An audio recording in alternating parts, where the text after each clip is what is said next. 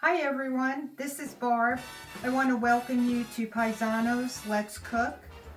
Today we are making a basic Italian gravy. Italians call it gravy, most people call it sauce, but we're just going to start with a basic gravy. And this gravy you can use for anything, your pasta dishes, your eggplant parm, your chicken parm. So the first step, what I like to do is I do use a good grade olive oil. I coat the bottom of a large pot with just enough olive oil to cover the bottom of it. And I usually use about 4 to 5 cloves of garlic. And we want to let that garlic brown. We don't want to let it burn. So we want to keep this portion on a low flame so we don't burn the garlic, because that will definitely change the flavor of the sauce if it starts to burn. So I just want to show you where we kind of want the garlic to look just slightly browned.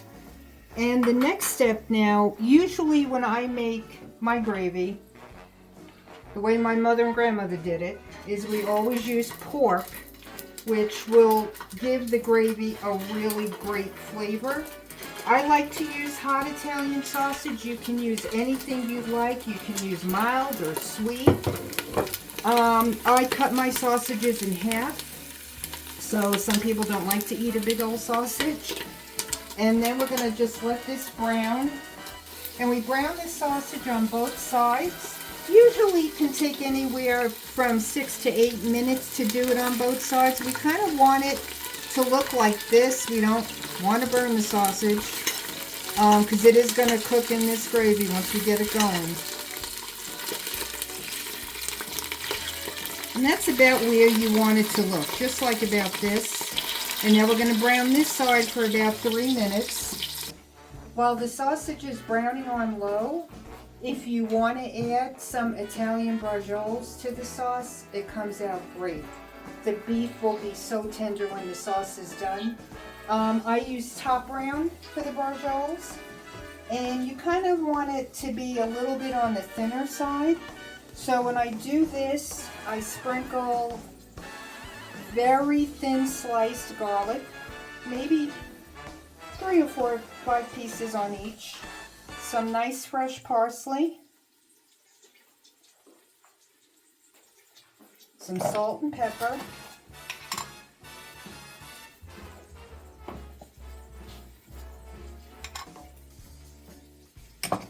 and some Italian breadcrumb. You can use Progresso or whatever you'd like to use. And I do sprinkle just a little bit of olive oil in here. And then we roll it, just like this. As tight as you can get it, but it's going to stay together anyway. Now there are 2 ways you can do your bracioles. Some people tie them together. I'll do what my grandmother and mom used to do, which we just toothpick them. I usually use about 3 toothpicks, and that will definitely hold them together, just like that. And you can put as many bracioles as you'd like. There's no rhyme or reason to them, whatever you'd like to use.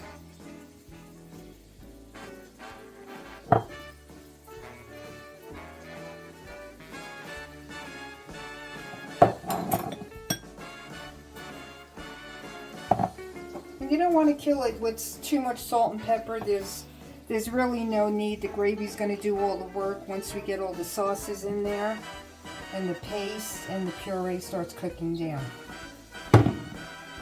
So here again, just want to roll it as tight as we can.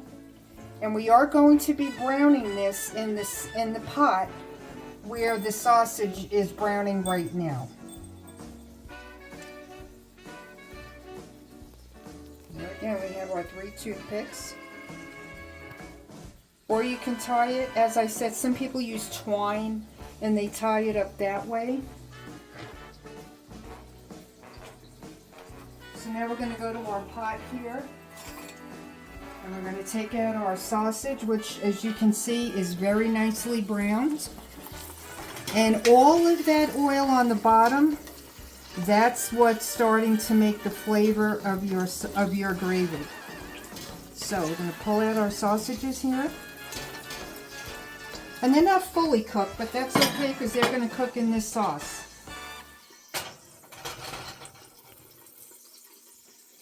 So now we're going to brown our bracioles. And we're going to brown these for about 4 minutes aside. On low again. And we're just going to let them brown. So this is what we want the bracioles to look like. Kind of like the sausage, we want it lightly browned. Once these are brown, we're going to pull them out. And then we're going to start laying the groundwork for the gravy. So these are going to take usually about 4 or 5 minutes aside. And then we're just going to pull them out. You can put them in the same bowl as your sausage. That's where all the good stuff is. And now we're going to start with 2 cans of paste. You can use any brand paste you want. If you can find Cento, that's great. I sometimes cannot find that, and I use Contadina. And we just want to put this in here. And we're going to use a can of water. And kind of stir this around so we can get as much of that paste out of this can as we can. Going to put that in here. And we're going to use another can and just do the same exact thing we just did.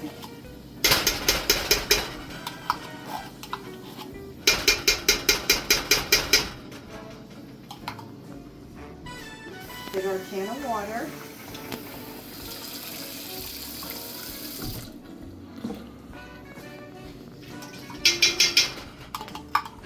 And to this we're going to add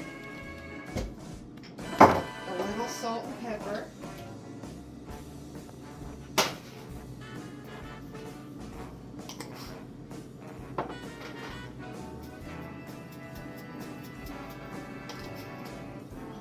I like to add fresh parsley.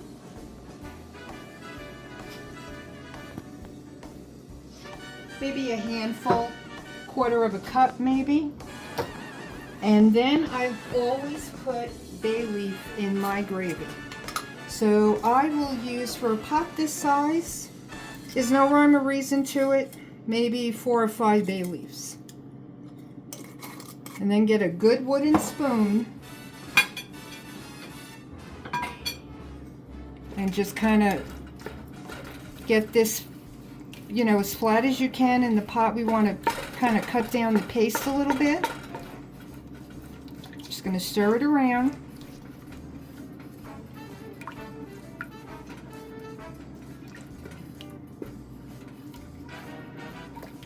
And we're going to let this simmer maybe for about 7-8 minutes. And we're going to cover it, not all the way, we're just going to put the cover on kind of halfway.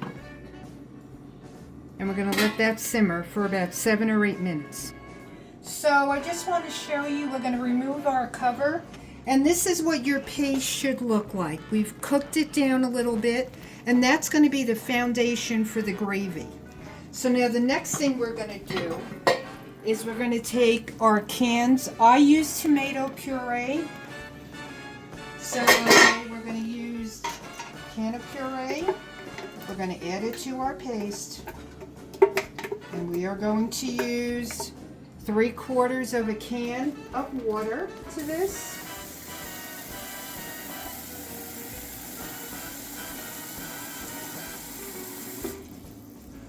Going to mix that in. And just keep in mind that everything we've done so far is still on a low heat. We don't turn up the heat super high because we don't want the bottom of the pot to burn, which is going to burn the gravy, and we don't want that. So we're going to do the same thing with the next can of puree. Going to add this in. Going to give it a really good stir so we can get the paste up from the bottom of this pan.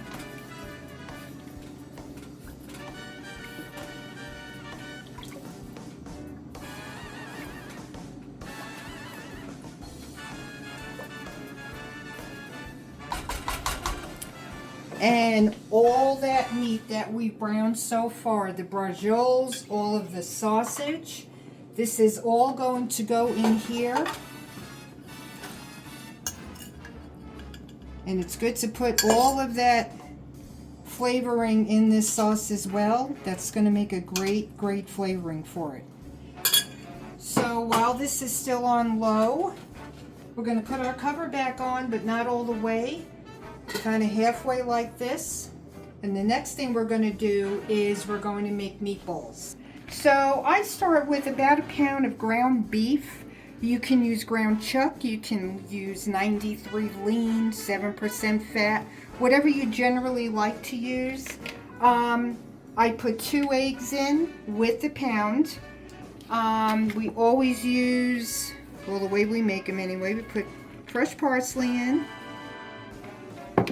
salt and pepper again, and just a little, maybe half of a teaspoon. We don't want to put too much. Some people like to eyeball it. If you're comfortable with that, you can do that. I add oregano.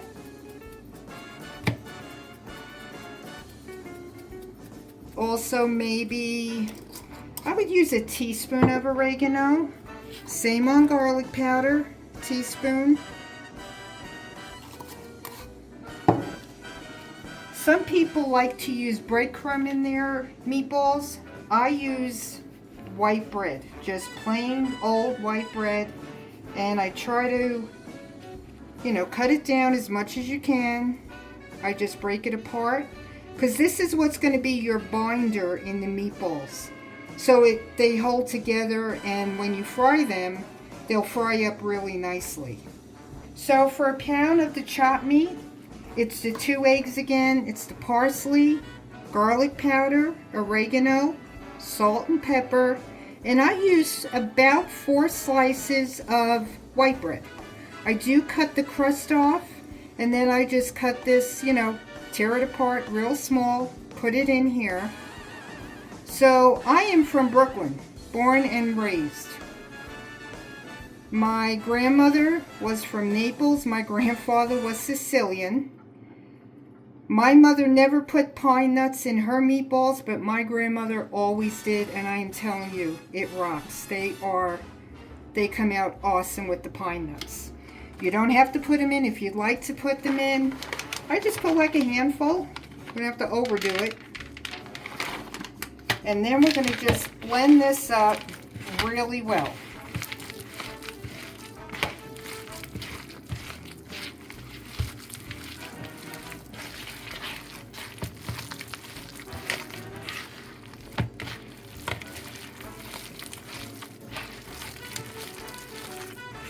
And just keep mixing it until it starts to come a little bit more together, till it forms a little bit better.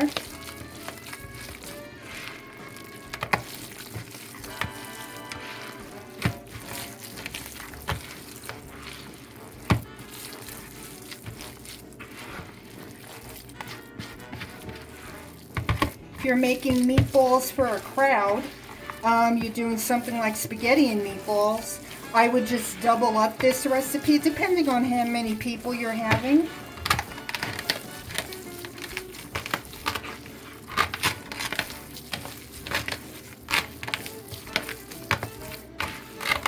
And this is what you kind of want it to look like now. It's all pretty much together. It's not so wet from the egg. So now we're going to fry our meatballs. I use about a medium frying pan with about 2.5 cups of olive oil.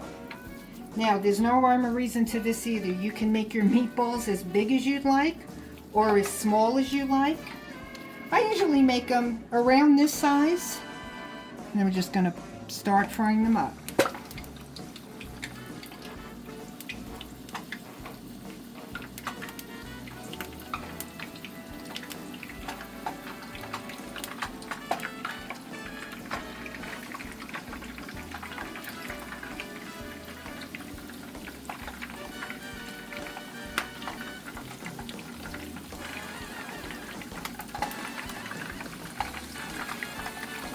And don't overcrowd them in the pan. so you'll be able to flip them over, because we are going to brown these on both sides again.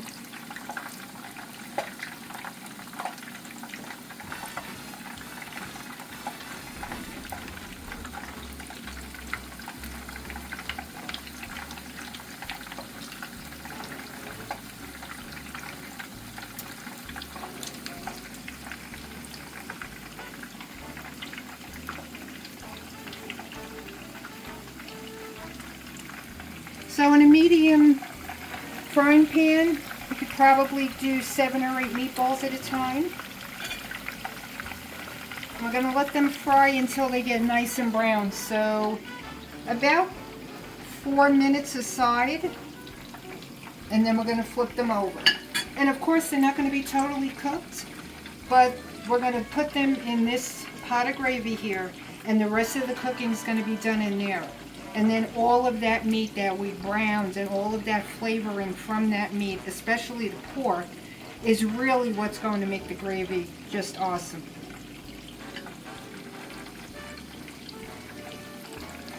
So now we're going to turn our meatballs over, and they should be about this brown. We want them to get nice and brown here. We're going to turn them over. All of the frying for the meatballs is done on a medium heat. You don't need to put anything on high. When I was first married, I used to make my gravy and wanted everything to cook in an hour. So everything was on high, everything burned, and I've learned my lesson. So now we're going to do the same thing on the other side. So our meatballs are nice and brown on both sides, as you can tell. So now we're just going to shut our stove off. We're going to remove the cover where we have our sauce starting to cook. We're going to use a slotted spoon so we can get some of the oil off here. And we're just going to add these right into our sauce, just like this.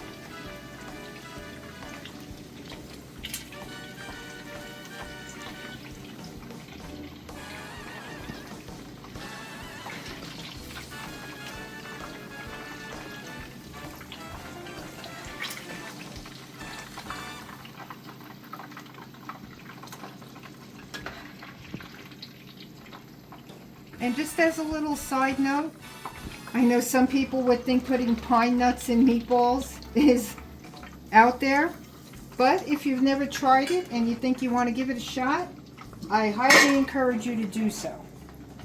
So once the meatballs are back in our gravy pot, now we're going to stir this all together, very slow.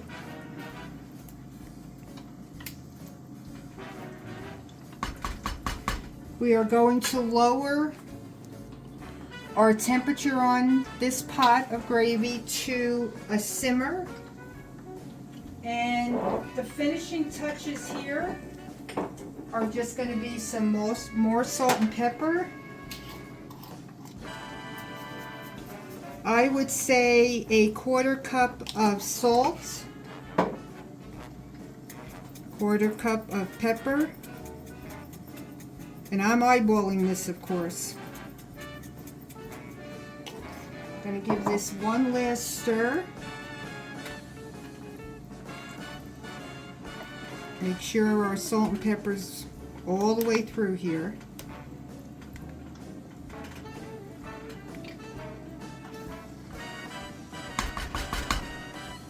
I'm going to put our cover back on, not all the way again, kind of halfway, just like this. Cook it on a simmer in a low for about 5 hours. And then you are good to go. Enjoy your pasta or whatever you want to use this sauce for, some eggplant, anything like that. Thank you so much. Really appreciate you tuning in. Thank you.